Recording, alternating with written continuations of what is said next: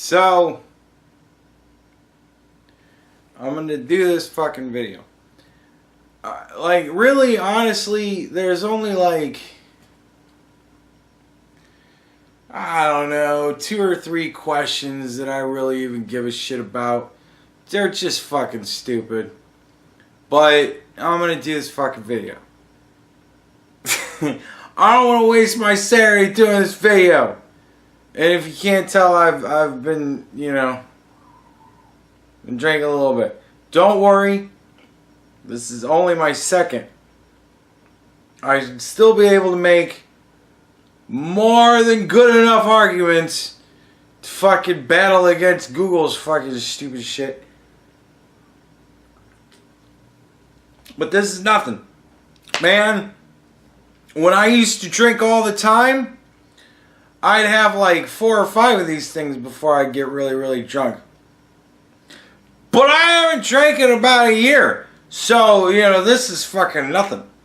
So, alright, here we go. So the first question is, this week's election demonstrated the problems with bubbles, confirmation bias, failure to listen, and so forth. What should we say about that? I think that's a really big topic, personally. Now watch. Here's the funny thing. What about bubbles and confirmation bias? What do you think about that, Google execs? Watch how these people who are sitting inside of their bubble, right, and doing all of this confirmation bias through the entirety of the course of this whole fucking meeting up to this point, watch how they sit there and act like none of this shit applies to them. That's the funniest part of it. Like, honestly, I got all these cuts. But at this point, really, just sit back and watch how they act like none of this shit applies to them. Oh, no. Everybody else is in their bubble. It has nothing to do with us. But I think there are several examples of bubbles. Like this meeting. Huge example of a giant fucking bubble.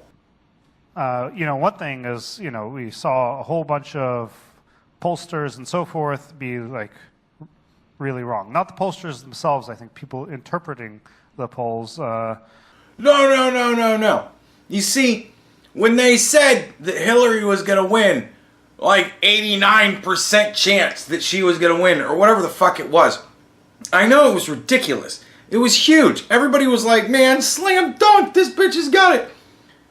No, that's not the pollsters who are wrong. That's the people interpreting their polls. Either A, the people interpreting the polls wear helmets for their own safety. Right? We're going to try and be as PC as possible. We're drinking Four Loko. It's not like we're going to go crazy. Either A, they wear helmets to make for their own safety, or B, it's the fucking pollsters lying to you. The pollsters were lying to you. The pollsters were doing this fucking, oh, Hillary's got it in the bag. You Republicans don't even bother to go out and vote. You have no fucking chance. Like, dude. No, it's the pollsters. It's not the pollsters. It's their interpretation. Like I said, just sit back and watch them sit in their bubble and go, no, this isn't us. This is everybody else. And including probably all those folks getting ready to celebrate at the Javits Center who I think didn't actually look at the data very carefully. Yeah, they didn't look at the crowd size. When I started taking bets, actually, I think it might have been before that when I started taking bets. I think I pretty much knew from the outset because everybody hates Hillary. Because Hillary was fucking annoying. I was purely just going off of Hillary's really annoying, and I can't live in a world where people think that that's fine to vote for. She's fucking annoying as all hell.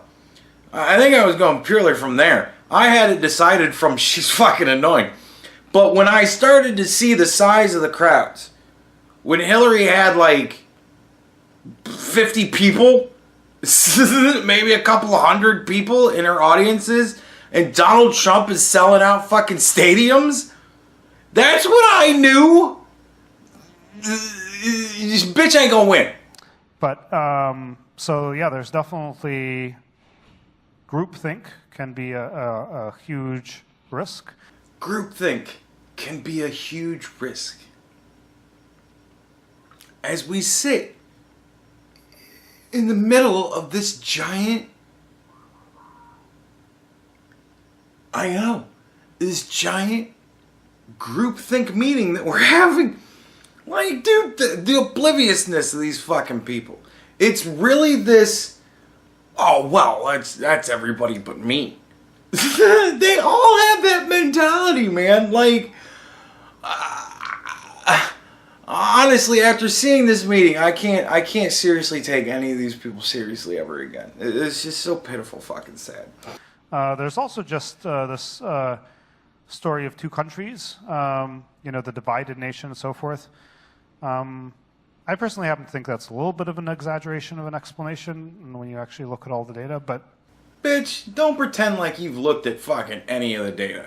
You're sad that she lost, and you're still scrabbling for... How did it happen? Why am I not 50 points ahead, you might I ask? Because you're a bad candidate. Because nobody likes you. Because nobody's ever liked you. When you were the first lady, nobody liked you.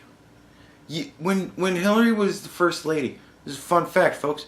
When Hillary was the first lady, Bill Clinton said, "We're gonna let my wife figure out healthcare," and she unified the Congress. They all hated what she put forward. And that's really kind of been the thing. Like, it's sad that we didn't all unify in our hatred of Hillary. And honestly, had it been pretty much anybody else, I mean, maybe not me, I'd have been very much like Donald Trump. Had it been any other politician, had it been, oh God, I can't even really say that. Man, everybody hates Hillary. It's just Donald Trump gave everybody, like, the license to be a dick about it. You know what I mean? Any other candidate would have been like, oh, well, bleh. And it would have just been stupid. But Donald Trump, I think, really allowed people, like, they like to say, oh, he brought forth all of the racism in people. No, I think he allowed people to say, you know what? I don't care that this isn't the popular way of thinking. I don't fucking like this. I think he reduced the shame that the left tries to throw at other people. He reduced the impact of that shame down to almost fucking zero. Because he was like, bitch, I don't give a fuck what you have to say. You're shit. And you're a criminal. And you should be arrested. There you go. And people were like, oh my God, look at this fucking guy. Maybe I can say that shit too. I think that's kind of how, whatever, you take it for what it is, but I think he allowed people to use their voice more. Man, this is going to be a long fucking video. All right, let's move on. There are definitely different folks who are different walks of life and have different perspectives, and we definitely value seeing more points of view. Do you? Do you really? Like, maybe 2 years ago you did. But again, somewhere along the line, something snapped. And you were like, fuck everybody. We're just going to suppress everything that we don't like. And that's where you went. That's really where you went. And that's fucking pitiful sad. There's also a huge issue with trolling, state-sponsored trolling, a lot of, corporate motivated bias and so forth among media companies in multiple directions, mind you. Trolling. Dude, like, I don't know. Sometimes, like, I still...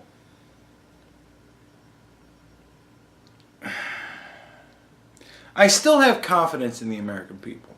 It's getting more and more difficult year after year after year. But me personally, I still have confidence in the American people. Like, I don't think...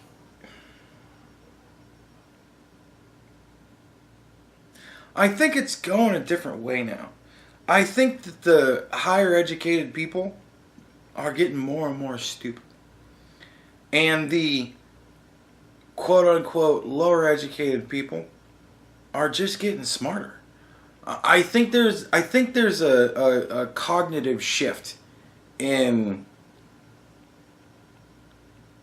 God, how do I even put this? This is pretty deep for me with as many Four Locos in as I'm at.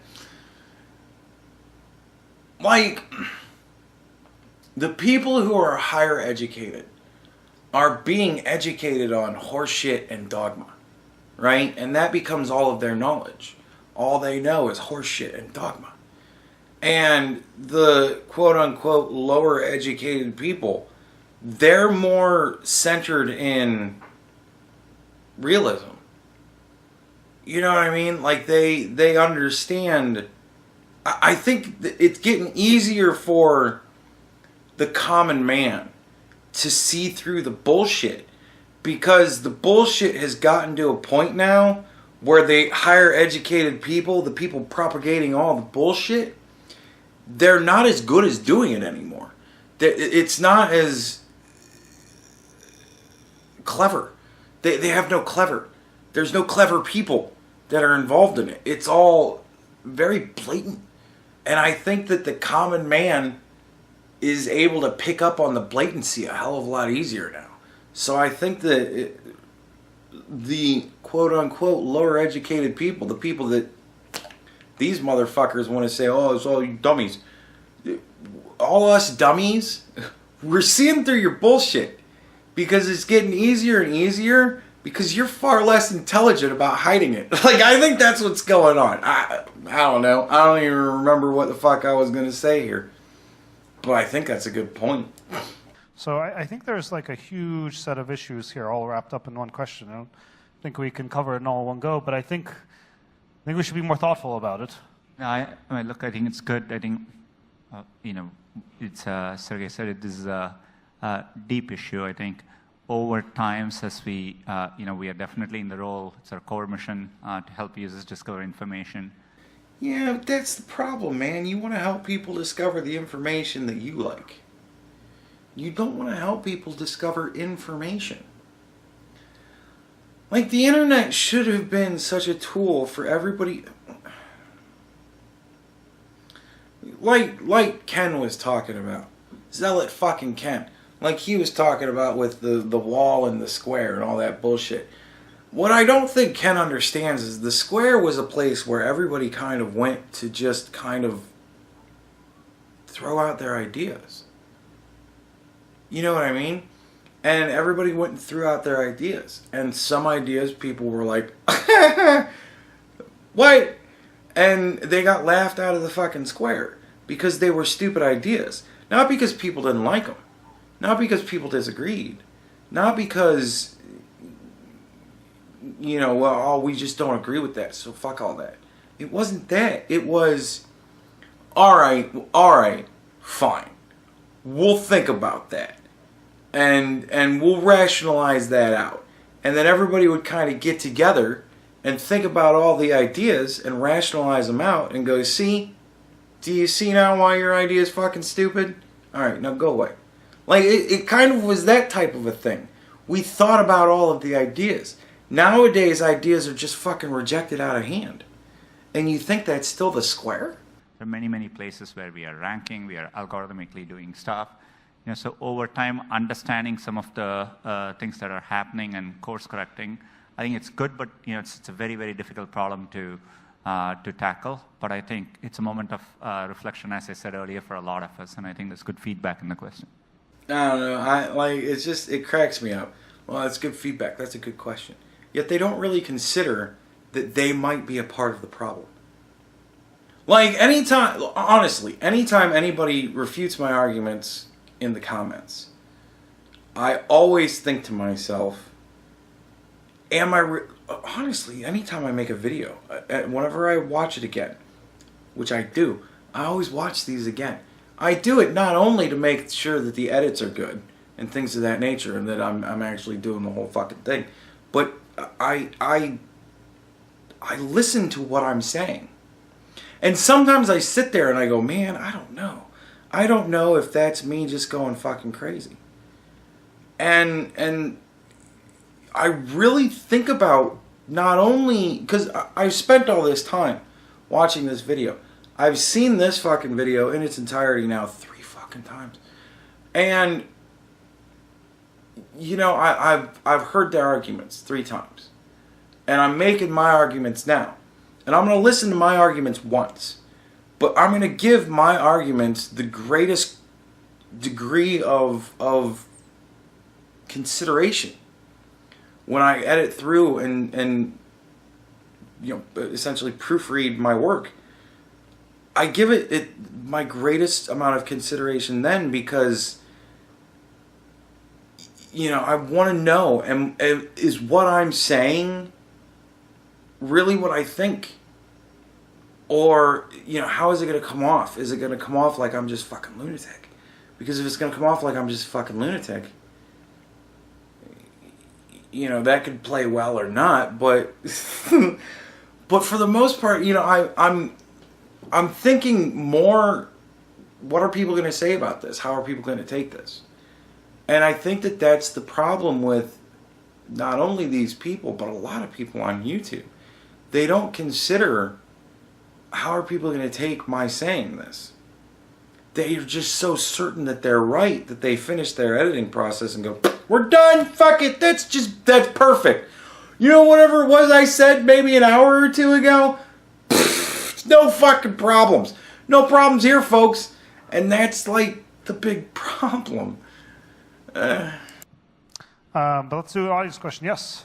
Yeah, so a lot of Googlers are maxing out on their charitable giving contributions, contributing to organizations such as ACLU and Equal Justice Initiative following this election. Can we increase the gift match caps or designate certain civil justice liberties organizations as crisis response special donations that are matched? Like, it's really scary. Can we consider civil response organizations as a crisis organization? Like, I can see right now with what's going on with the hurricane and everything, I can see that as, you know, like the Red Cross, I can see as a crisis organization. Because right now there's a crisis going on.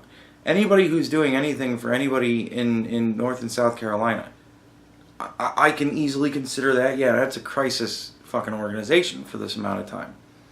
But to say that since our person didn't get elected president, can we then consider every social organization, civil organization, to be a crisis organization? And up the matching of the company? They match? Like, dude, my company matches to a degree, like, retirement investments, 401k and stuff like that. But they don't match, like, charitable donations. Because isn't that kind of unethical?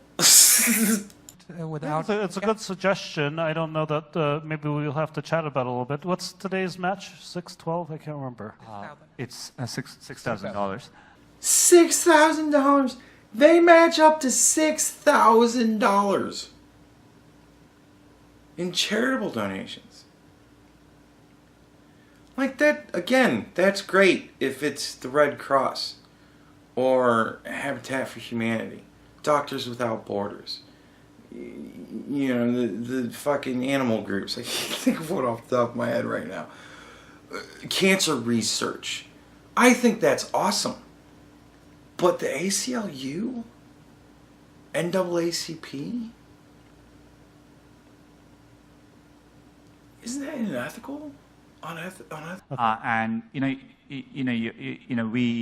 we actually are, we have a framework as to how we are thinking about how to do charitable giving, and just more importantly, even as Google, the efforts we do, and typically we're going to spend a lot more in education, economic opportunity, and that is important because I think one of the things in this election too is thinking through the effects, the dislocation people feel, and how we could be doing more. I think those are important things to think about too. And the third is around inclusion and all the stuff that goes with it. So these are the areas. I think your suggestion is a good one, and we'll definitely take a look. Thank you. I just want to make everybody notice that when it comes down to the question of Google giving more money, and this is a trend you'll notice throughout the rest of this, they don't really have like solid answers. It's all, oh, that's a really good suggestion, right? Because they don't really want to give more money. It's right in front of your face, folks. It really is. You just got to look through the bullshit. And that's what I'm talking about. It's easier for people to look through the bullshit these days, I think. Okay, what's up with this likely FCC chairman pick? So anybody who thinks they know the likely members of the Trump administration is taking premature advantage of Sergey's favorite California proposition. We're going to skip the pot jokes. Nobody knows. Midterm count, that's not till 2018. Yeah, exactly. Hence premature. Okay, so, first off, we don't know. A lot of possibilities, a lot of names being floated. The Trump campaign did not have the same sort of detailed transition run-up that the Clinton campaign had. So it's because you guys didn't listen. We don't even know who's doing some of the transition work in some cases. If it were somebody like Jeffrey Eisner, this is somebody who actually has been constructive on issues like surveillance reform, antitrust issues, and the like, and more challenging on other issues like net neutrality, for example. Can I add one thing here? Our DC team is thoughtfully engaging with the transition team of the new administration. I think one thing we need Googlers to understand is you are going to see communication happen, and it's important to be supportive of those conversations too. I think people are actually afraid also to interact and do those conversations. Dude, like I said, a lot of this fucking Q&A I wish I could have just skipped. I can't, at this point I can't really skip it. I said I was going to go through the whole thing, but it's like, it's really, they just play it off like it's a whole lot of fucking guesswork through a whole lot of this. So you just kind of got to bear with it, I guess. I don't fucking know. I don't have anything intelligent to say on them going, and so, but it is important that we are thoughtful, because for us to be effective, we need to be able to participate in those transition conversations as well. Absolutely, and we're working on that now. But let me say two additional things. One, there's going to be a lot of ebb and flow over these issues as we go forward. On net neutrality, we're hoping that the tradition that we've established over the last 10, maybe 20 years of no improper interference in the flow of data actually takes on a life of its own after a certain period of time. Yeah, and the life of its own that it takes on is we're gonna do our own fucking shit with the flow of data. We're gonna do our own improper shit as far as that's concerned. That's the life of its own that it took on, motherfuckers. And the forces of public opinion and the like will make it harder and harder for carriers to improperly interfere in what people are able to see. Except for us, because we control it all. But lastly, the notion of being able to go in and say, we're going to be dealing with people in different ways. We're going to have to deal with a new cast of characters. We're figuring out who those characters are and what their policies will be. So the approach will differ. The tactics will differ. But the principles stay the same. Yeah. The more we lose, the tactics will differ. The more we'll rig the game. We're going to continue to be committed to a free and open internet. Doesn't change. Bullshit! Thanks for your warm words. I think many others, have been watching the stock market recently, especially Google stock or Alphabet stock. So just a question, how do you guys think the election and specifically Trump's campaign proposals are going to affect Alphabet as a business? Well, I'll field this question. Donald Trump said that he was going to try and push for a 3% increase in the stock market. And I think we're up to 4.5 now, which is funny because people said 3% was fucking ridiculous and it would never ever happen. And we're half again as much. Well, I'll start on the market point, and then I'm sure others are going to want to jump in. The market reaction's been really bizarre.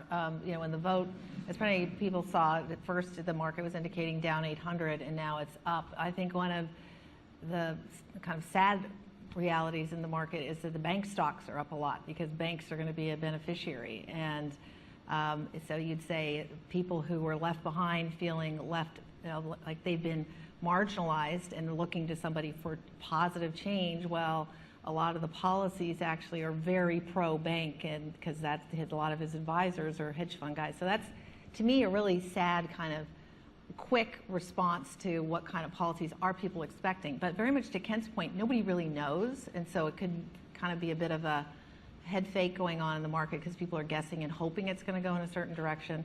We don't really know. This is like a day or two after the election. And yeah, there was a whole lot of uncertainty. There always is. This is kind of a fucking retarded question.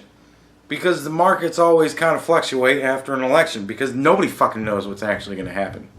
Because we're so used to politicians never, ever, ever doing anything that they fucking say. And just kind of continuing the stagnation of fucking non-anything. That nobody really knows.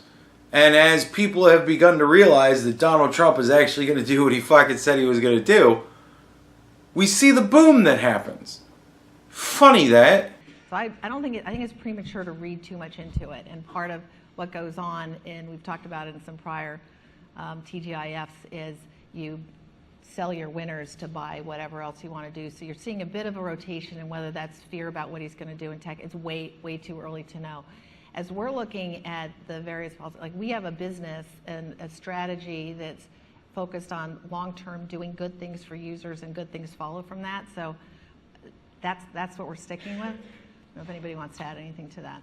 Yeah, I want to add that that's bullshit. Doing good things for users. I'm a user. In fact, hold on. This isn't something that I show a whole lot. And it's become fucking nasty over time because I sit my ashtray on it. So it's a whole lot of fucking nasty shit on it. But I'm actually an employee.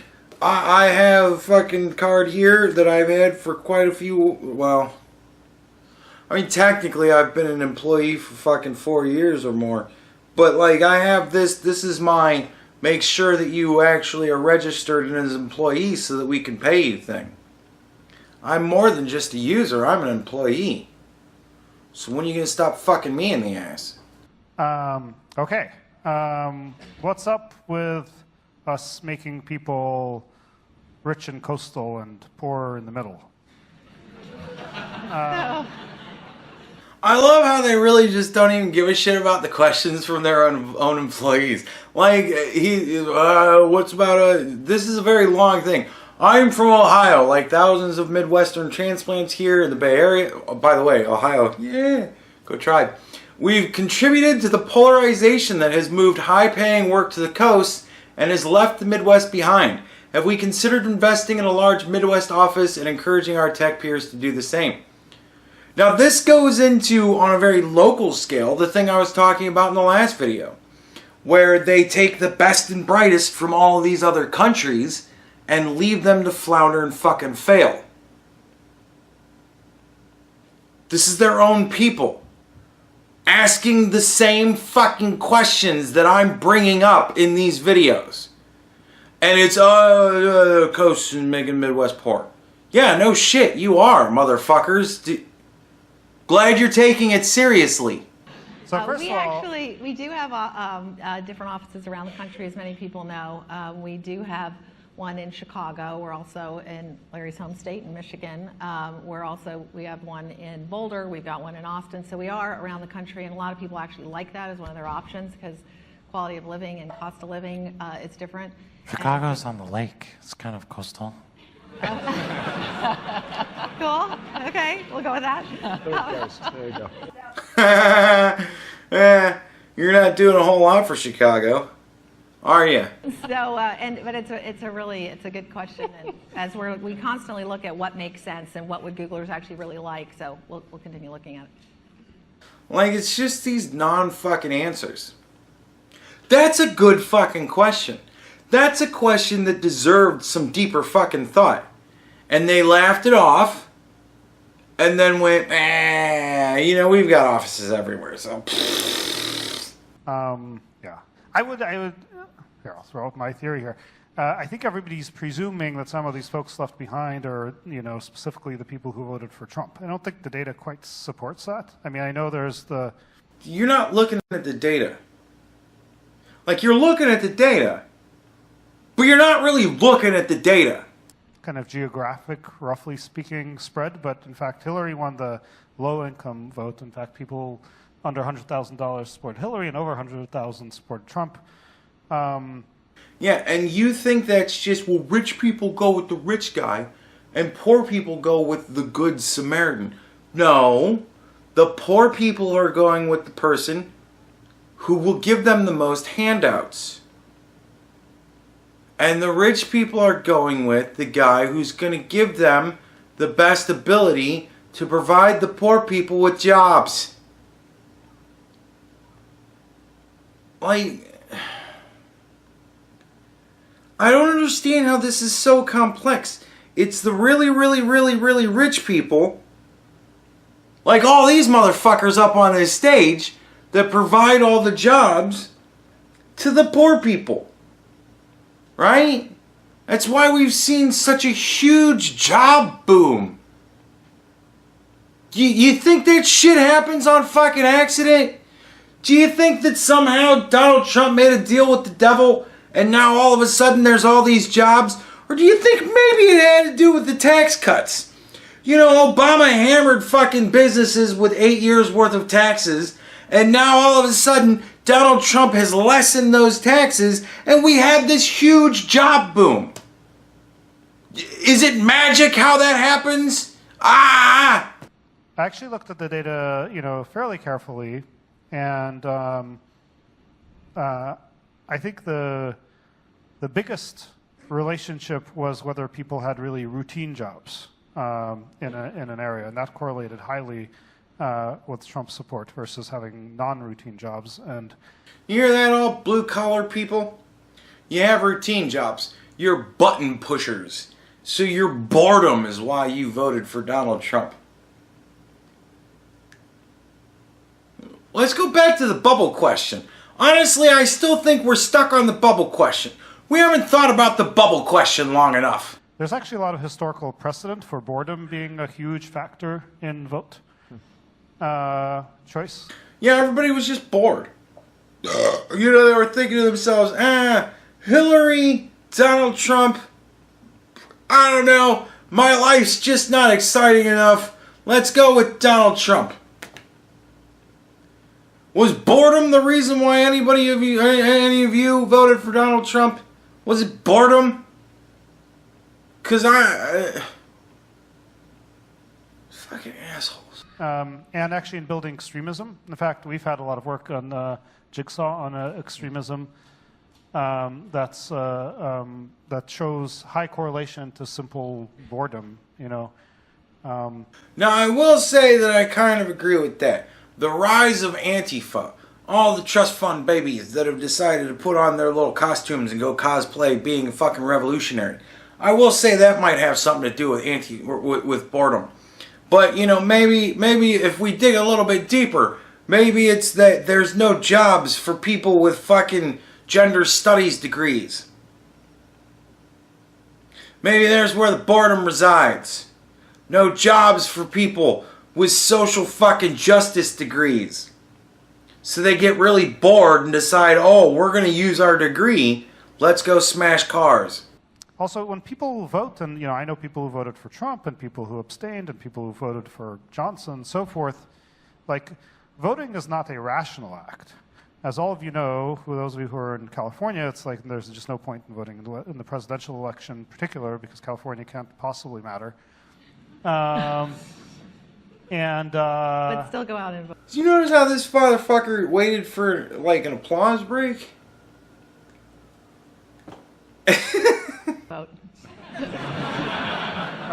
is between us. I love that chick stole the applause break. It's very feminist of me that I love the fact that a woman stole the applause break from a guy, but I think the guy's a douche, and I don't really like the woman. It just makes me laugh that this fucking faggot waited for an applause break and somebody else had to chime in with something just equally as douchey for everybody to realize, oh shit, it's where we're supposed to applaud. Let me give you a tip. On the night shows, when the shitty comedians make the shitty jokes, they have a big sign that lights up that says applause. It lets everybody in the audience know, oh, here's where you clap and shit. You need to get that for your fucking meetings, I guess. But even in the so-called swing states, there are tens of thousands of votes apart. So there's no, the point of voting is different than, you actually choosing the president. You hear that, folks? When you vote on the president, you're actually doing something very different than choosing the president. We really need to go revisit the bubble fucking question.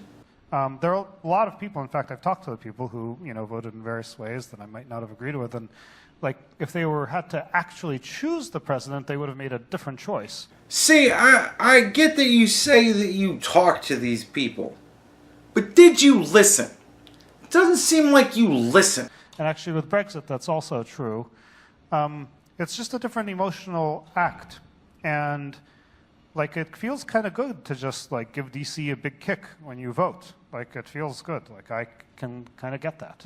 Believe me, sir, if people would have voted just to give DC a good kick, Hillary would be our president. So I don't know. I think there are a lot of reasons that people, might have voted the way they did. I don't think it's all attributable to, huge income disparity, although I think income disparity is a negative trend. It's not a good thing. But I think people are being kind of quick to rush to judgment. It's a very good point. The first question was about bubbles and confirmation bias and stuff. It's a good question, except people at the end of the election are doing the same thing, right? And all of us are quick to understand, and there's a very good analysis on 538. If 1 in 100 people had switched the vote the other way, we would be having a very different electoral outcome, and people would be asking a very different set of questions, saying, this is why this happened. And so you're talking about, it's a very deeply divided country, and voting in only a two-party system, when people are going through a complicated, layered decision-making process, partly rational, partly irrational, is very, very complicated. Dude, honestly, when it comes down to it, I think Sundar is a guy. If I could talk to Sundar for 2 hours, I think one of two things would happen. Either A, I would utterly ruin his career, or B, I would come to an understanding with him and immediately hate him for just being a pandering bitch. And same way, I wouldn't interpret every vote. While this campaign had a lot of rhetoric and a lot of bad things as part of the campaign, we've all been talking about it. I'm sure many of you have members, family members, co-workers, etc. Not everyone who voted on the other side actually stands for everything that is represented as part of that. And so, so we have to work our way through it. Yeah, no. People didn't stand for everything that Donald Trump talked about. Big fucking surprise. Nobody ever stands for everything that a presidential candidate... Man, you pick the president that aligns most with what you believe. It's not a big fucking revelation, Sundar. Okay, with that audience question, yes?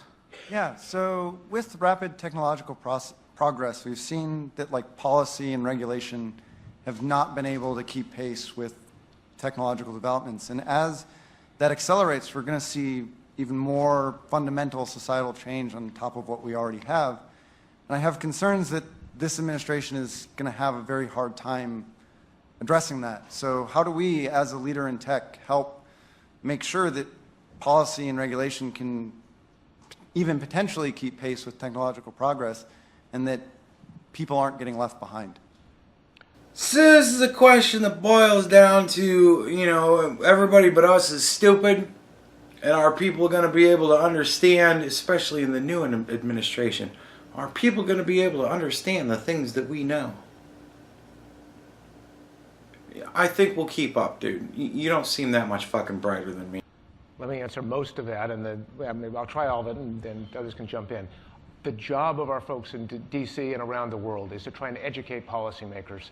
Oftentimes that's hard, and regardless of the administration. And many times the folks haven't grown up with the same technologies we're talking about, or we're talking about technologies that no one's seen before.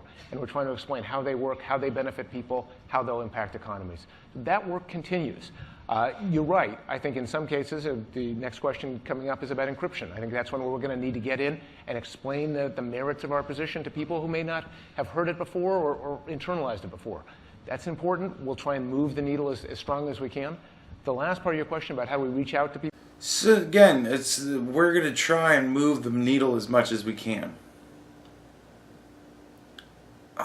I don't like that. You're a corporation. You're not a country. Like I get it. Big multinational corporations, they have a vested interest in the governance of countries. But you shouldn't. And I think the big thing that we need to consider is where we're at, where companies have gotten so big now and so multinational that they think that they have a say in governance. I think that's a problem. People who are feeling left behind is equally important. And a lot of the work we're doing that Sundar alluded to, not just on the charitable side of what we're doing, but also thinking about a narrative of how do we make people feel included, new forms of work, concerns about employment displacement that may come with artificial intelligence and machine learning. How do you give people not only jobs, but a sense of purpose and meaning going forward? How should society respond to that? How should employers respond to that? We're thinking about all of those things, working in a cross-functional way to make sure we have a good and convincing story to tell. A good and convincing story to tell. Well, that tells me just about everything. You want to have a really good and convincing story to tell. It's not the truth. It's a story. That tells me everything. Was that the same thing? I feel like, did you just... Let me just take this one. Are we going to build back doors and give over keys? The answer has been no. The answer continues to be no. Now, this is actually a thing that, like, I have something to say about. If it's criminals, if it's suspected criminal activity, if it's suspected terrorist activity, motherfucker, I think you should allow people to look through. If you're suspected of a terrorist attack or if you're suspected of criminal activity, during an investigation, you kind of lose your right to privacy. You know? Like, I get it, there are people wrongly accused and so on and so forth. And we have to be careful against, like, oh, this person's Muslim, so we suspect him of terrorism. Like, I don't like the idea of that. I don't. But at the same time, if there's good probable cause, motherfucker, build that back door and give that key to somebody responsible who's impartial enough, right? Which is tricky because so many of our elected officials, actually our unelected officials, our FBI and CIA, they're not really so impartial anymore. But impartiality should continue to be a thing as far as justice is concerned. And if there's nothing going on there, then we should pay attention to the fact that, you know, maybe they got some fucking weird this or that or the other thing, but, you know, they were suspected of this, and we're not going to fucking try them for the social bullshit. We're just going to say, we looked through their stuff, we didn't see what we were looking for, we're going to fucking move on with our lives. We're going to look for the really bad people. This hardline stance of, no, we're going to uphold everybody's privacy no matter what we think they're going to do, I think that's going to turn around and bite them in the ass someday. And it's going to be a sad fucking day when it happens. A really fucking sad day. We have taken the position, alongside Apple and others, that the government, U.S. government and governments around the world do not have the authority right now to compel us to do these things. We'll continue to take that position. We worry about the prospect of potential for regulation, both in the U.S. and around the world, in Europe and other countries that are looking at mandatory kinds of schemes that would do this. We're trying to, again, educate and make the case that this is not just a privacy versus security issue. This is security versus security. We've actually had remarkable traction with that. And remember, it's not just the president and not just Congress, but the courts and popular opinion that ultimately decide these questions. And we think we've got a great story to tell. A great story to tell. I don't really like that. And I don't like when popular opinion is deciding anything. That's the fucking mob. I have a big problem with the mob mentality. I don't know what's going to happen, but there's a chance it could be bad. It could be really bad.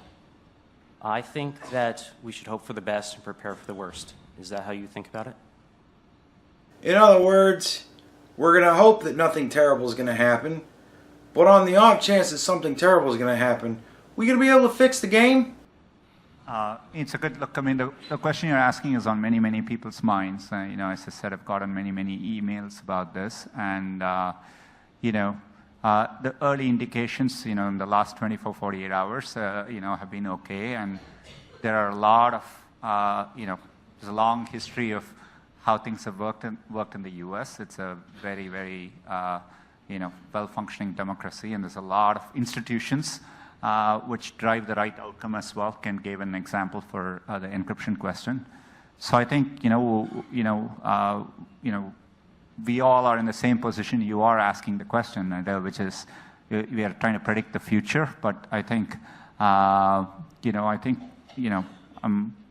have faith in the democratic process. Is what I would say.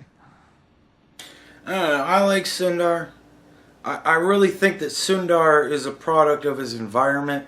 I think he's a lot smarter than he's pretending to be. I think he's infantilizing himself to kind of get along, get through. And I think that's going to be tough for him. I really think that's going to be tough for him. I feel bad for Sundar. Okay. As a Muslim, I'm really worried. And what will Google do to take a public stand to defend minorities? See, I think this question is funny. I think what's funny is that they ignore the last part, which is essentially, are you guys going to actually do something, or are you just going to give us continued bullshit? Let's see how they respond. I personally wrote a blog post on it externally on the same thing. And so, as Ken said, all our values, nothing has changed, and we'll always take strong positions. I don't expect any of that to change at all. And we'll be very strong and vocal, and not just from a press standpoint or a PR standpoint, but actually working hard behind the scenes to stand up for what's right. The question at the end asked, are you going to just give us more bullshit about our values? And what does he do? He gives more bullshit about the values. Remember, we've long been in favor of comprehensive immigration reform. We continue to be in favor of comprehensive immigration reform. And it's important to recognize that while the Republicans and the Trump administration, they have a majority in the Senate, a majority in the House, they don't have a supermajority in the Senate. There's not they don't have the 60 votes necessary to override a filibuster. So there will be some form of check and balance in the legislative process going forward, and some opportunity to try and make meaningful progress. See, the check and balance he's talking about is they can't really push anything through. We can still stall shit. So, we can try and keep the just fucking nothing happening going as long as we possibly can. Great. And audience question, yes? Yeah. So as a candidate, Donald Trump once said that he wished for the Russian government to hack the emails of his political opponent. And I know, maybe he wasn't serious, and who knows what a Trump administration would actually do. It's probably best to wait and see before taking a drastic action, but... At least he's willing to accept the fact that maybe that was a joke before we're going to fucking just slam the hammer down. I guess I got to give him that, but... In my opinion, one of the bravest things this company has ever done is our 2010 letter A New Approach to China, where we took a very bold stance on the Chinese government hacking the emails of a group that they probably considered political opponents as well. So is there any potential line a Trump administration could cross where we would think about taking a similar approach towards the United States government? It's kind of essentially is there a point in which we will stand up against the government? And I think that's a good question. I'm not going to sit here and say that absolutely everything the government does should be done without question and just fuck everybody else involved. It's kind of my whole point with the whole thing. I actually like this question, but the way they answer it's kind of, I don't know. Like, watch how I'm leaving the applause break in on this one. Watch how uncomfortable they are with that question. I mean, I think that line was crossed a long time ago by the U.S., as we found out through the Snowden revelations. I mean, I'd say we were pretty shocked by them. We probably didn't have quite as profound blog posts, but I think we definitely had a lot of statements about that, and that really harmed the U.S. standing in the world with respect to cyber espionage, and harmed the ability, for companies like ours to make arguments about the problems of cyber espionage. It's a real issue.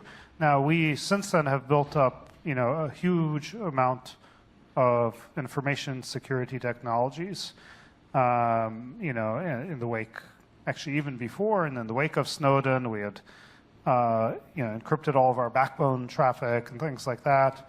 I think we need to be even more vigilant these days. And we see cyber espionage being used as a real tool by many countries, and including Russia, including the phishing attack for John Podesta. That was the source of all these leaks. Where the actual fish was also released as a part of it, and it was a relatively sophisticated one. But it shows to me that we have much work left to do, and I think we both need to take a strong stand pro cybersecurity, pro privacy, against government surveillance. And we need to technologically defend against those things, too, with ever more fervor. I mean, the size of our, the number of targets within our ecosystem is so high and so valuable, as you guys saw. I mean, certainly with such a razor-thin margin in the election, you can almost guarantee that that was an effect. And with the razor-thin margin of the election, you can tell that cyber shit was a fucking effect. Look, I've said this before, and I'll say it again. The Podesta emails and all the DNC hacks, it showed what people were saying about people behind the scenes. It wasn't made up. It was actually what people were saying. Like, you could pretend that had a fucking thing to do with it all you want. You could pretend like, oh, it was all just made up shit, all you fucking want. But no, it was what they were actually saying. It was what Hillary was actually doing. It was exposed. It's a big deal, and I'd encourage all of you, particularly on the security team, but otherwise, more broadly, we do really need to invest in security, in sort of usability for our end users of security. We saw, in that case, it was the email. I mean, everybody's seen this. It wasn't like us specifically that we saw, but Podesta forwarded the fish to their IT guy, who said, "Oh yeah, this is serious. You should go type your password in that box."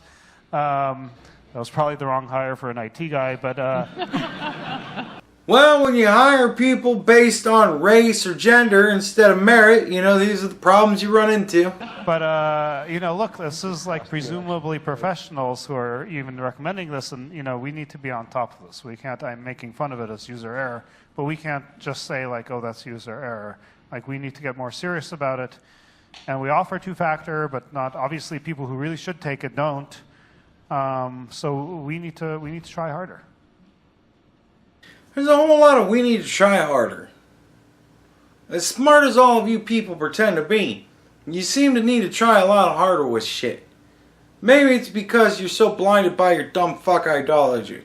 Maybe that's why you always constantly need to try harder.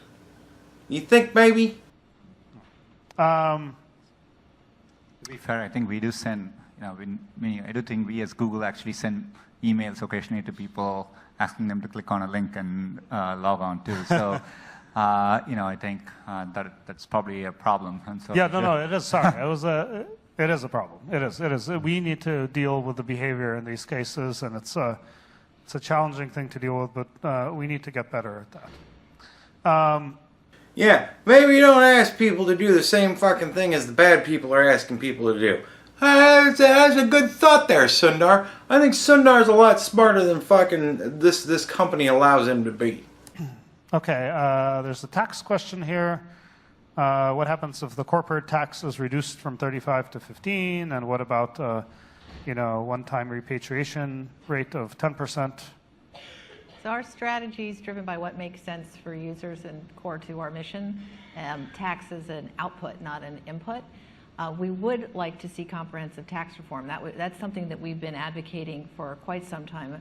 We've said we'd like to pay more tax.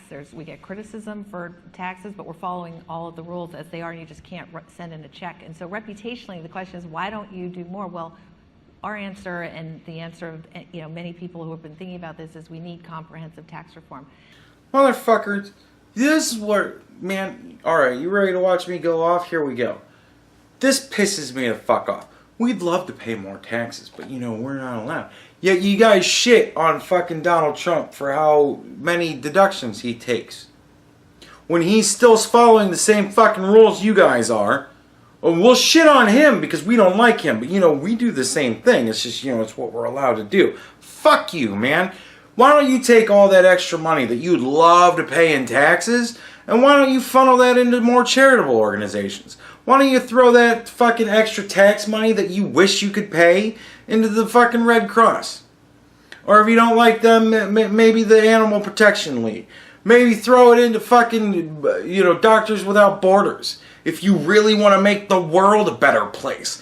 What you motherfuckers make $1 trillion a year now? Isn't that what it is? Why don't you take 500 million, right? And pick 500 random fucking people who are Google users. All these googly motherfuckers you have around the globe. Why don't you pick 500 of them and just give them all $1 million? You can't do that? That would change somebody's life. Including the tax debt that they would fucking taking that kind of a fucking money. Dude, why don't you do that? There's any one of 1 million fucking things you can do to really legitimately make the world a better place. What's the combined net worth of all these fucking on this stage? That's a good question. Why don't you motherfuckers cap the wages at Google at 60 grand a year? I live off less than that. A lot less than that. A third less than that, I think. I live off of that. And I got a pretty fucking good life.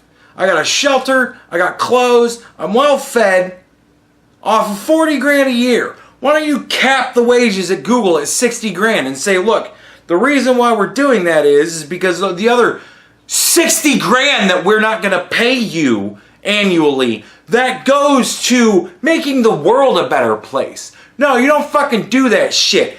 There's $1 billion probably sitting on that fucking stage right now.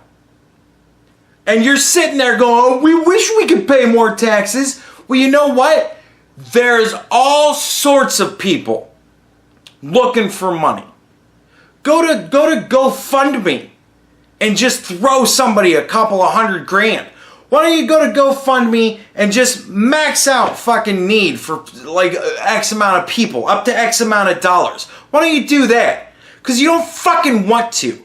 Because you're bullshit with your fucking statements. We're going to try and change the world. We're here to help people around the world. But we only pay the taxes that we're allowed to pay. It's not like you can just write a check. Go fuck yourself. And you know what? Beyond that, all those charitable donations, they're deductible.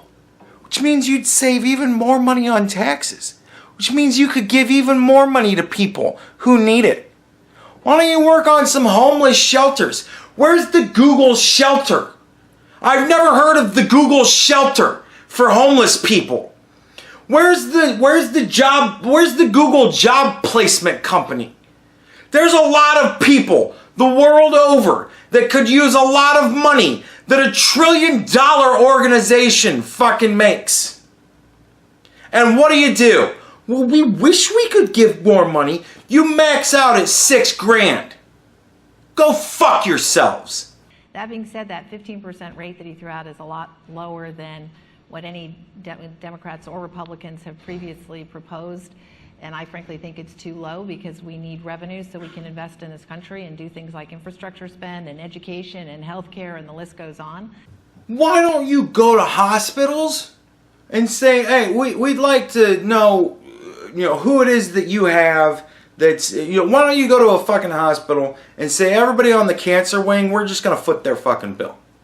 Yeah, I know some people have insurance, some people don't. Fuck it, we're just going to foot their bill. Why don't you do that? You can do that. Why can't you do that? Just go to people who have cancer and say, you have cancer. We're going to pay your bills for you. You don't have to worry about this because we're a good charitable organization. We do things for people. You don't fucking do that, do you? No, because it would cost you additional money. And it's not money that people are taking from you, so why bother giving it away? Fucking assholes, every one of you. You all sit there and act like, oh, we really wish we could do more for people. Guess what, bitch? You can. You just don't. And why? You're not in the business of altruism. You're in the business of making money. Don't fucking pretend like there's no way that you could possibly give more money to the infrastructure or whatnot. Man, fucking assholes. You're all just fucking assholes. You really think we're that fucking stupid, don't you? I mean, the people in your audience are obviously that fucking stupid. But we're not that fucking stupid. Again, we need to go back to the bubble question. The first question asked was the only question that should be addressed for the entire 35 minutes that I've got queued up here. So I'd say comprehensive tax reform is good. It would be nice if it got to be a sensible level so we can do things for the people who actually need us to invest in them. Man, fuck you. So there's a lot I love about this company, the values, the people, what we stand for. But one of the other amazing things about Google is its reach. The products we make can overnight sometimes touch millions, billions of lives. But if you look, America's vast. I mean, it's 44 hours from Boston to San Diego by car, according to Google Maps. And the world's a lot bigger than that. And people feel left out of, I think, the tech wave as much as they do about the policies of the last administration. And I think that's what's led to a lot of the decisions you've seen. Google has so much they can do to educate and empower, to help people access information and tools to make them more informed citizens and more successful. And as Kent said, all politics is local, so sometimes the answer is to really get boots on the ground. But when I think about what Google does best often, it's the high-scale, low-touch efforts. And seeing how this election worked, it makes me think maybe the opposite is needed too, that high-touch, low-scale. So my question to you, my charge is Google willing to really invest in grassroots, super, hyper-local efforts to bring tools and services and understanding of Google products and knowledge to all these communities far-flung around the U.S. and the world so people can really be informed citizens and make the decisions that are really best for themselves and their countrymen? Dude, even their fucking employees talking this fucking, this office asshole jargon. What this motherfucker is actually asking is, how can we pass the Kool-Aid around to more people? Clearly, the Kool-Aid isn't getting around to enough people. We need to get more people drinking the Kool-Aid. How can we brainwash more motherfuckers? Like, that's how it comes off to me. Maybe it doesn't come off that way to you. Listen to it again, see what you think. Now that you've got my obviously biased fucking point of view in your head, listen to it again. And really think about what this prick is saying. How can we educate? He even says, how can we educate more people? Dude, educate them on what you believe. Fuck you. Maybe Scott and people can add. So there's a lot of conversations underway. in the whole category of economic opportunity. We do this many places. So for example, today we sign up to commitments on digital skills training in many places around the world. And one of the things we could do better is within the US, focus on parts of the US where it is equally important. Today, we give Google Apps for free. If you look at the education sector, and there are roughly, according to our estimates, about 50 to 60 million people globally who use Google Apps and for free, and we work hard to provide cheaper Chromebooks, and we are investing more. But even in that, we are going to take a look to make sure our educational programs, which we do, are also reaching geographical places, segments of the population where it's probably not fully reaching. So those are all things we are going to look at, and I'm absolutely confident we can do more as we go into 2017. I don't know. It just comes off as brainwashing to me. Like, I understand I'm all pissed off because of the whole fucking thing, and it may come off, oh, he's just pissed off at this point. But no, really, listen, I've watched this a couple of times. Most of this is thoroughly planned out in my fucking mind. This is somehow can we pass more of the Kool-Aid around bullshit. We've got all sorts of educational apps. Dude, look at what they're educating people with. Really look at it. And then actually look at what real education is. And you see it's fucking horseshit. It's just, man, it's just fucking horseshit. I can't... I don't know. At this point, I'm probably tainted in everybody's fucking viewpoint. But really, it's just... It's dumb fuckery when it comes down to it. A lot of people know, a lot of people get it, and I know I'm coming off as, whoa, we're the smart ones. But no, dude, you gotta think deep. You gotta look at the big picture. Beyond the local. Beyond the global local. Whatever you want to call it. Fucking critical fucking thought. Question everything. Whatever happened to question everything? We don't have question everything. We have, we're going to teach you. I don't like that. Say too, I'm an alphabet white. I've been working on fiber a bit, and we definitely have fiber builds going on in a wide variety of places, and those are definitely intensive things. So that's one way we're engaging, I guess. Okay. Okay. I think we talked about this extensively, but maybe we could talk a little bit more about H-1Bs. Well, the anti-immigration stance. I think in some of Mr. Trump's rhetoric, it was symbolic language used to galvanize a base. He's a businessman, purportedly, and has employed... Motherfucker. The joke of, oh, I guess Trump's a businessman. Really? It's fucking retarded at this point. The man made enough money that he ran for president on, I've got a shit ton of money and I can pay my own way. I'm not beholden to anybody. He ran on, I'm not beholden to anybody. He funded it primarily himself. He took a lot of donations from the common man to make ends meet. He didn't have any huge investors that were fucking political actors. He didn't need your money. You get it? To pretend that he's not a businessman just makes you look that much more like assholes. You gotta stop this shit.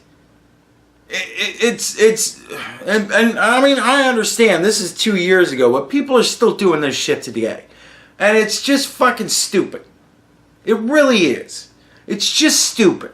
It's stupid to say. You look stupid when you say it. He's a businessman. He's a huge businessman. He's made more money than you have, cunt. He's employed workers with visas. He's employed undocumented... You see that looking around she knows it's bullshit. But she's throwing it out there. It's a lie. You can tell it's a lie. You don't even need to fucking be a study on lies to tell it's a fucking lie. Hey, I don't know. He may have employed undocumented workers. I have no clue. He works within the system that exists. Workers. So I actually don't see an immediate issue that's flaring. I would believe, being pro-business as a Republican, he would understand the needs of certain sectors to have H-1B visas, et cetera. So let's see how this plays out. I think it's too soon to panic. Again, he never said anything about legal immigrants. People with legal visas are fine. He never said anything about legal immigrants. People with legal visas. He never said one fucking thing about them. You made it all up in your heads. You're assholes. And the other thing to add to that is, ever since we've been debating immigration reform, there's been strong bipartisan consensus in both houses of Congress that H-1B visas are a great thing for the United States as well as for the people who use them. So I don't see those majorities in Congress changing. Yeah, as long as it's legal, no, not going to change. Okay, are we amplifying people's existing beliefs through our personalization algorithms? Dude, seriously. They give half-ass... Don't even fucking read the whole goddamn question. They just don't take it seriously. Because it's bringing up some real shit. I'm going to read the question for you. YouTube and other feeds show you what algorithms think you want to see. In doing so, we amplify our existing beliefs and are blind to what the other half of the world thinks. What can we do to prevent our world from becoming more polarized in our opinions and ignorant of others? That's a damn good question. That's a damn good question. And what does he say? Yeah, polarizing and you know, algorithms and beliefs. Fuck it, man, just assholes. You know, there is a lot of talk underway, and it's a particular question being asked outside of social media as well, and so obviously YouTube is a big part of it. I think I would like to see a bit more, scientific and data-based and empirical work around this to understand what's happening. Let me explain it to you, Sundar. Within the last couple of years, you guys really amped up the personalization stuff. And within the last couple of years, you guys got everything completely fucking wrong. You totally lost touch with everything. It's obvious. It's more obvious than anything else in the world. It's more obvious than if I hit this person in the fucking eye really good and square, will they get a black eye? It's more obvious than that. We've never had the question of bubbles. It's a brand new fucking term. Why do you think it's a brand new term? Confirmation bias. I've never heard of that before this last election. All of these things I've never heard of before in my life. You don't think maybe YouTube consistently pushing in front of your face only the things you look up? Maybe if people are looking up political things and then YouTube consistently pushes in front of their face only the political side that they're looking at, you don't think maybe your attempt at brainwashing one side has actually gone to brainwash both sides? You don't think maybe? Fuck it. You guys are the byproduct of it. This entire meeting is the byproduct. How do you not see that? And I'm not fully sure I fully understand what's happening there at a deeper level. That's because you're turning a blind eye to it. You need to stop. But I think it's something we should think a lot about our products. As I said, we core to our goal is getting information. A bigger question I'm also worried is, I think we are getting information and improving knowledge, but I don't think it's reaching certain people at all. So there seems to be a selection bias. People who are able to acquire the knowledge, I think they have more and more better tools and better ways to do it. But I think there are people who are completely being left out too. So these are all good questions to ask and work through as we head into next year. Yeah, it seems the way that you've worked through it as you've gotten into the coming years is, we're just going to suppress the things that we don't like. Motherfuckers. Audience question, yes. So Google's mission is to organize the world's information and make it useful. But during this election cycle, we've seen a lot of misinformation, disinformation. We've seen a lot of fake news coming from fake news websites being shared by millions of low information voters on social. Dude, the low information voters.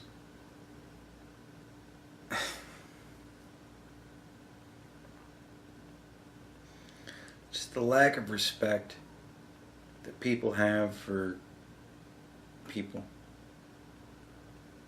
You know, the internet is an amazing resource for information, and I get it. There's a lot of people that go, I'm going to listen to this. This is what I'm going to believe, and I don't give a shit about the other side.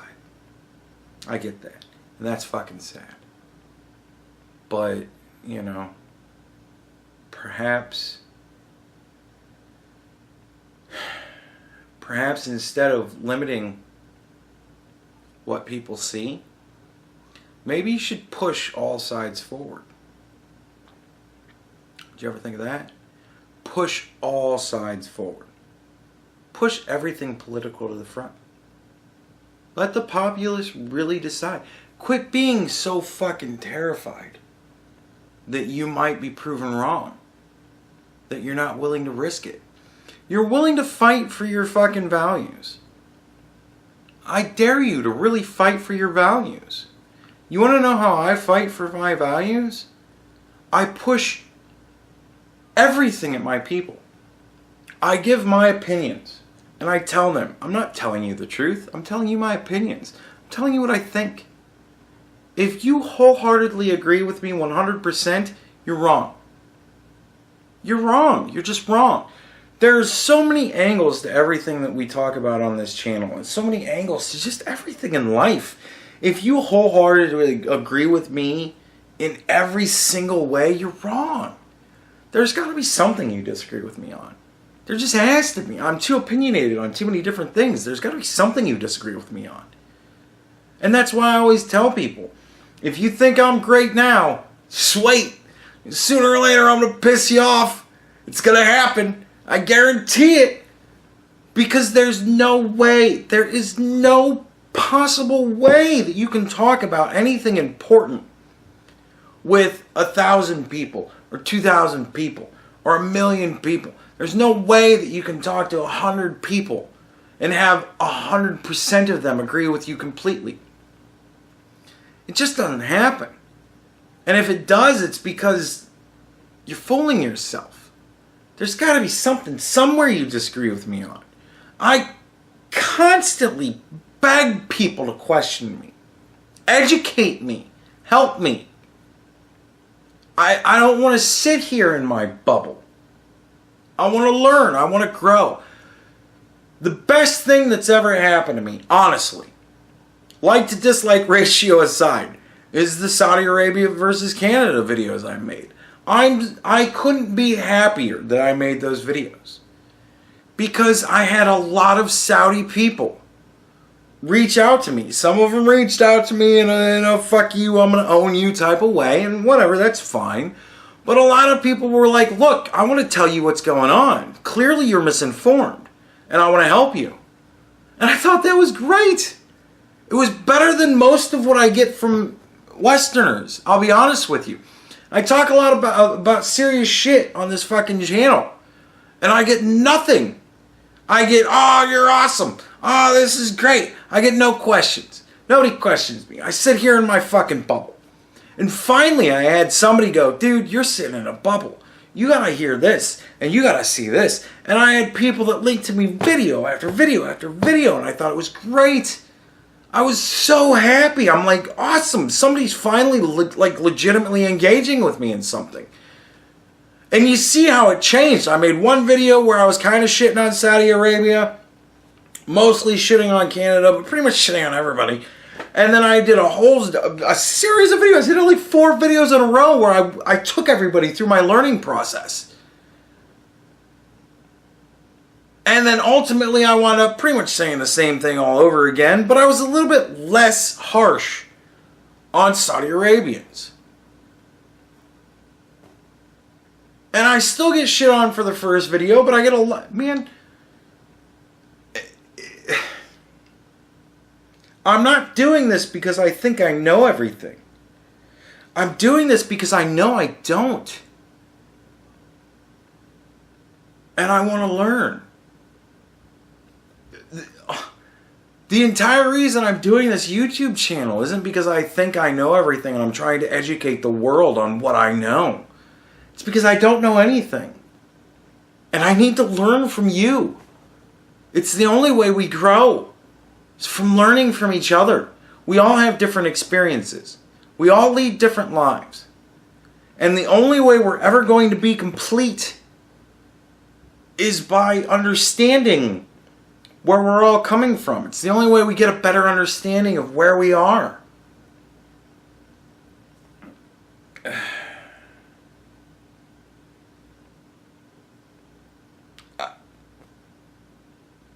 I don't even know. Like, it's just...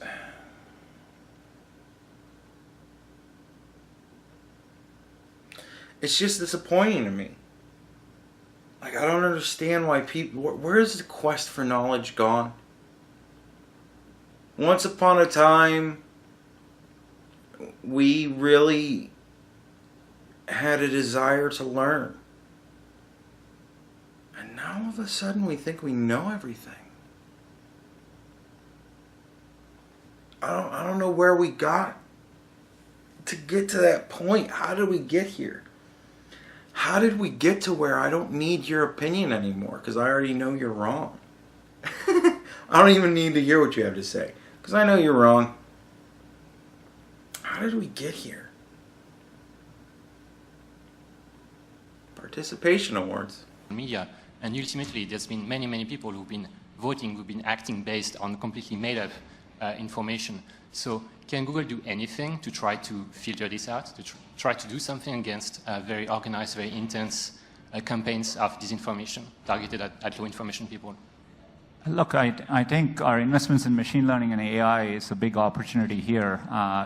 There are work we have done. The Jigsaw team did around what they call conversation AI, around, to look at bullying and, commenting. And so a lot of this is a problem of scale and not being able to keep up. So like human systems fail in many of these things.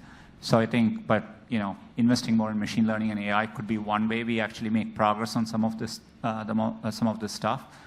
God damn it. Hold up. Hold on. The battery's gonna die. I'm rambling too much. It's fucking all bullshit and I'm fucking saying it all. That's the wrong fucking thing. I need this one. Oh, there we go. Ah, yes. We need to put the power thing in so that we've got power so that we can continue on with the show. Yeah. I don't need to worry about blurring shit out anymore whenever I show you guys the rest of the set, because all my weed stuff is put away because I can't smoke weed anymore. No sleep for me, folks. No dream suppression. I get the full experience of what my fucking brain puts me through every night. All right, what were we talking about? Shit. Hold up. Oh yeah, the AI in progress. Yeah, I've seen the progress that your AI fucking does. It's bullshit. Fuck your AI, it's retarded. But I think we should do more. And probably worth noting, this also ties into cybersecurity because we saw a lot of cyber trolling, by like nation states cyber trolling, and basically Russia. And 2 years later, and no proof. And, we've seen it over time. I guess, I don't know, it was never really taken all that seriously. But, all the comment boards and everything by these, like, faux trolls. So that's something else I think we ought to really focus on. Russia and trolls. I think Sergey's had too much fucking influence on what's going on in Google. Because, it seems like all of his agendas are pushing forward. All of the, we don't really know what's going on, we're going to continue to be unbiased, we're going to keep trying to push everything, that's fair, we're going to continue to try to educate people. Sergey seems the most biased out of everybody. It seems he's running Google. Audience question, yes. One of the main messages I've gotten from all of you today is that this election and others like it around the world are a hiccup in history's arc towards progress. That's what you got? That isn't what I got, but fuck it, whatever, man. Good on you. But what makes you so sure about that? I mean, is this a relatively new arc, or is this the same arc that has included 2 world wars? Of course. One of you little pussies has to ask are we going to go into World War III because Donald Trump is president? Well, I got news for you, motherfucker. It's September 15th, 2018. We're a good over a year and a half into the future. And not only has Donald Trump not started a new war, he's actually gone a far fucking way to make peace, and he's gotten us out of a war. So, I mean, I don't know what's going to happen in the next year and a couple of months, but if we follow the trend, fuck you. Since it's my metaphor, I'll take it up. There are no guarantees, right? And there are, hiccup is a kind word. History is not a linear pattern. We do everything we can to keep it moving in a good direction. If you look over the broad reach of any 20, 50, 100-year period, there's less death, life expectancy goes up, people are doing better, more prosperous. The arc does go like this exponentially in terms of standards of living around the world. Yes, it's not completely smooth. It goes up and down, and I think history teaches us that there are periods of populism, of nationalism that rise up, and that's all the reason we need to be in the arena. I really don't fucking like Ken. I just don't trust him. He's just got that zealot, that fucking cult leader fucking quality. I just don't like him. That's why we have to work so hard to make sure it doesn't turn into a world war or something catastrophic, but instead is a blip, is a hiccup. But I would say echo Ken's last sentence, because the reason I commented on Hillary's statement that we have to continue to believe that we can fight for that which we value, and it's all of our obligation. We can't give up. We can't be complacent. We have to know what our values are, and we have to fight for them and protect them, and that's what we're committed to doing. Because I think if you just let arcs drift, who the hell knows which way they drift? So far, our arc is drifting, but only for this country, which is kind of funny when you think about it. Because every other country is fucking kind of doing shit right now. Use my language, but whatever. So I think it's incumbent on all of us, people who don't stand up and fight for those, as Sundar said so beautifully in his opening comments, then bad stuff happens. So we have to fight for it, or it can end up going the wrong direction. That's what. Yeah, the wrong direction. Yeah, and I think it's worth really worrying about. I think, and there's, data suggests that boredom led to the rise of fascism and also to the communist revolution. I mean, there are many other factors too. Boredom. Dude, I really don't like Sergey either. One of the dumbest fucking motherfuckers on this stage. Sergey, again, don't really like him. Don't like Ken. Really don't like the HR person, but that's more of a personal thing. I got a thing going on there with HR people just in general. I think you have to be a special kind of scum sucker to just ever want to be an HR person at all. But for the most part, I mean, the other chick's kind of just a puss. She's just weak. I'm very mixed with this whole group. It sort of sneaks up sometimes, really bad things. Yeah, it sneaks up. Kind of like the way you've treated us all. Just kind of snuck up on us all of a sudden. Over the last year and 9 months. So I think it's worth being very vigilant and thinking about all these issues. What can we do to lead to maybe a better quality of governance, decision-making, and so forth? Yeah, I was just going to say, I've been looking at governance in general. So, as the election, results came out, people were like, 50% of people were unhappy well, I mean, a third of people were deeply angry at their national government, and I forget, another 20-ish% are pretty darned angry. And that's actually been true for a long time, and it's been trending down. Yeah, the more college graduates are getting pumped with this social justice bullshit in their fucking heads, it's trending down. That's for goddamn sure. So I think, Wait, you mean more angry or less angry? More angry. More angry, okay. Yeah. Down as in more angry. Yeah, it's been getting worse, and I think, anyway, that's been something I've been very concerned about for a while. So I think you can also look at the election in context to that. It was reported that, that was news, but if you ask people that, a year ago, you get the same answer. Now, I gotta be honest. I like this guy, too. I don't know who the fuck he is, but I like this guy. This is another guy that I think if I was given a good 2 hours with him to just sit in a room and talk to him. Not debate, not a fucking for show performance or any of that kind of shit.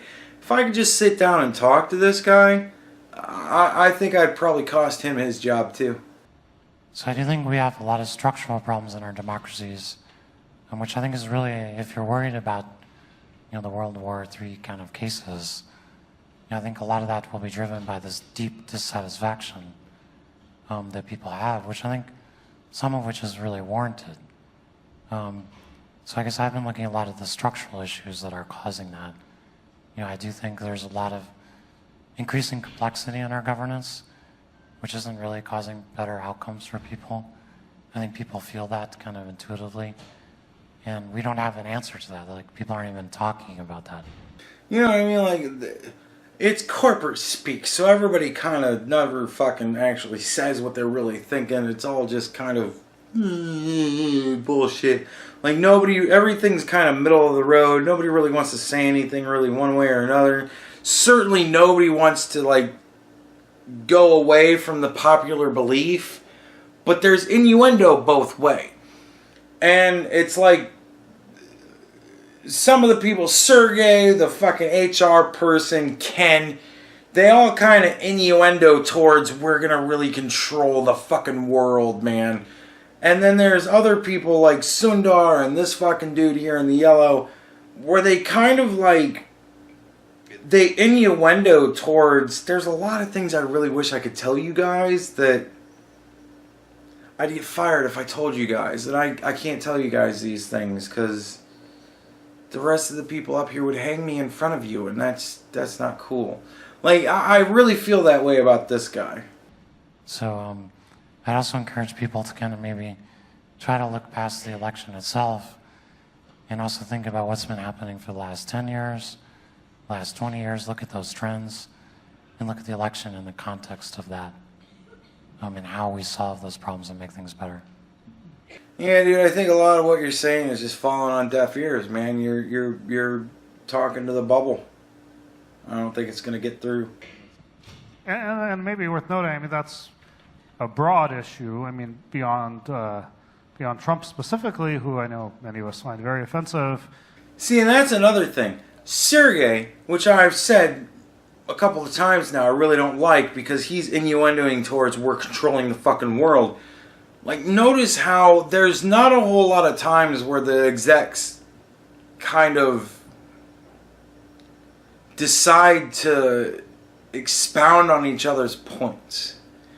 You know what I mean? There's a lot of times during the course of this whole thing, I think I've cut some of it out, but there's a lot of times where they go, if anybody else wants to say anything on top of that, go ahead, and then nobody says anything.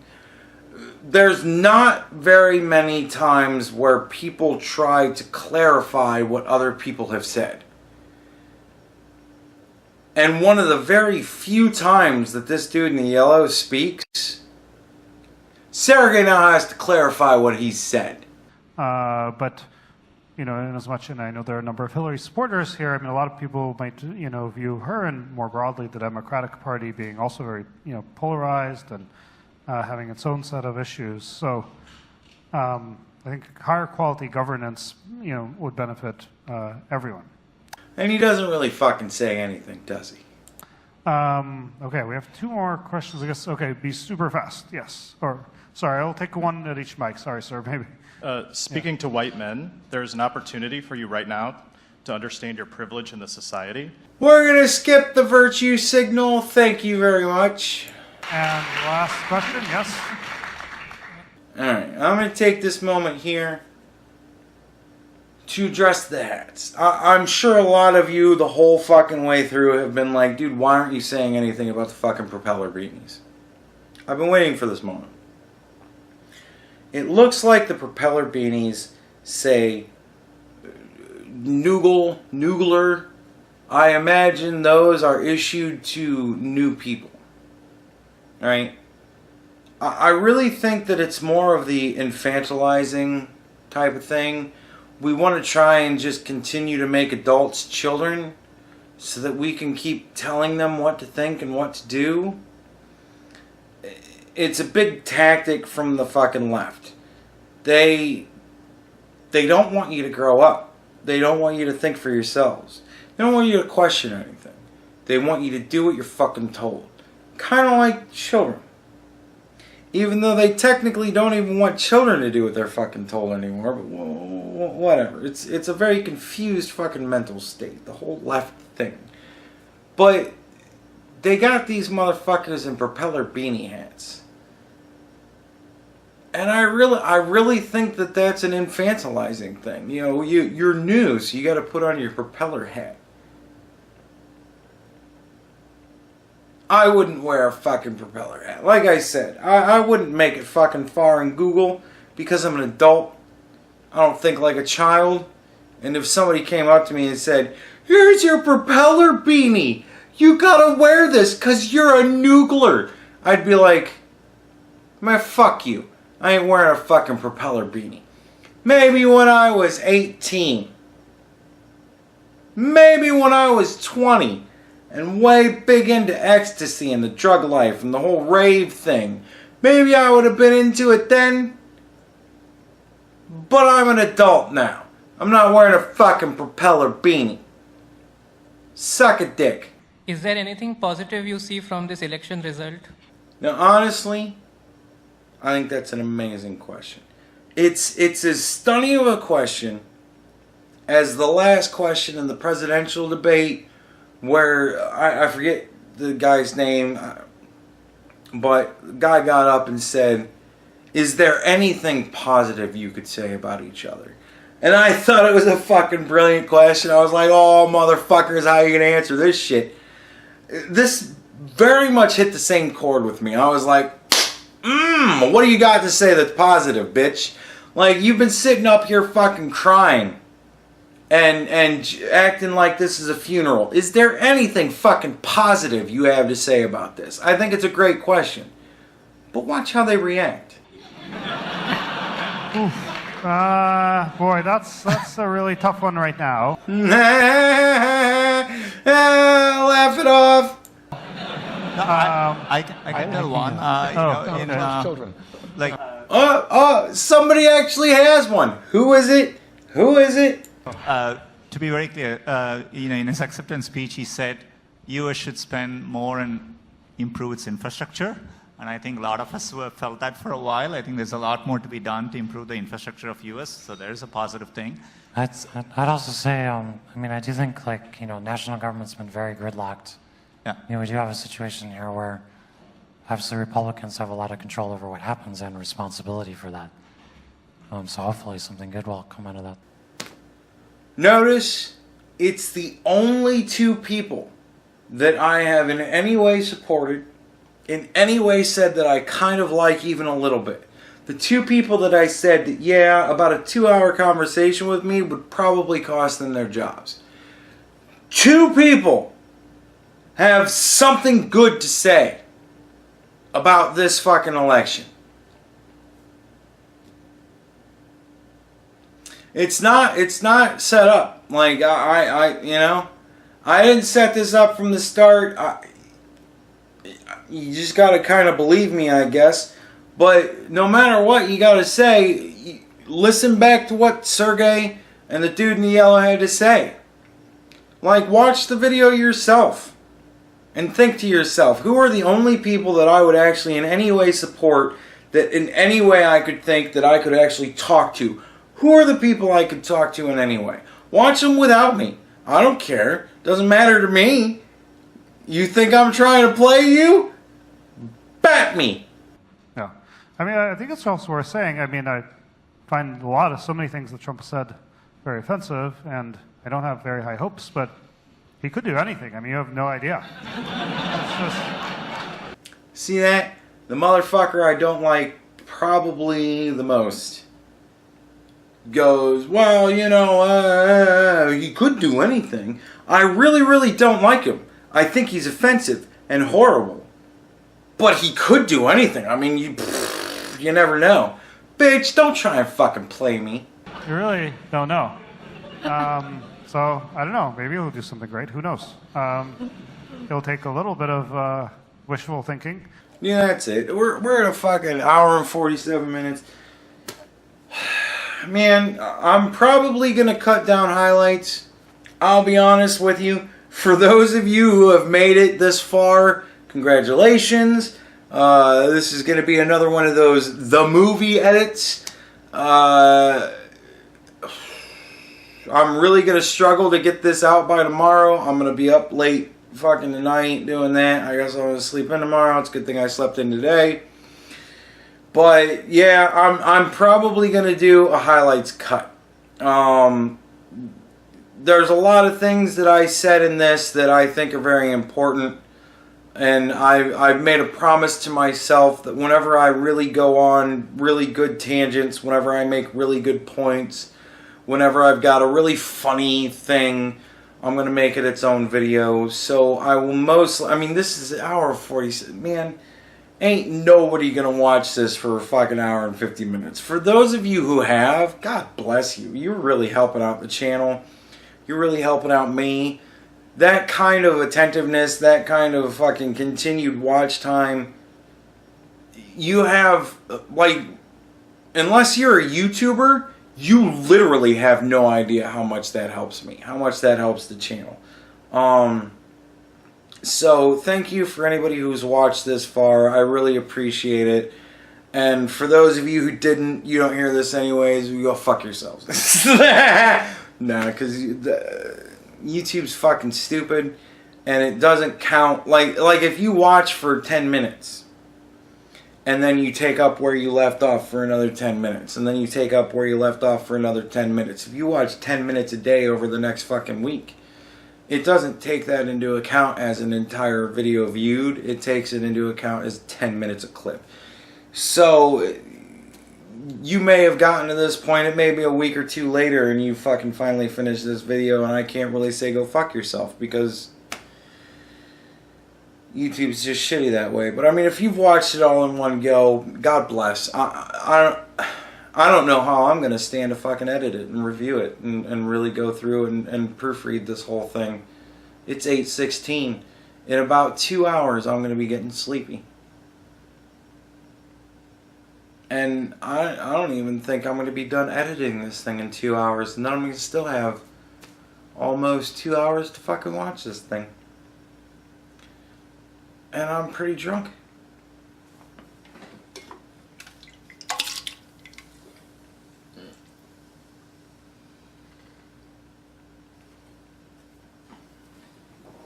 But yeah, Google's fucking scary, man.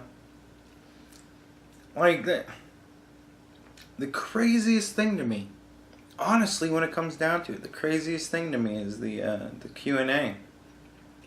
Because there were so many good questions asked. The whole thing with the bubble. You know, us YouTube pushing the suggested videos thing. And it's like through all of it, it was, oh, that doesn't apply to us.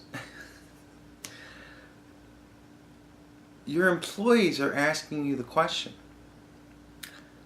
Maybe you should at least pretend like maybe it applies to you. Don't you think?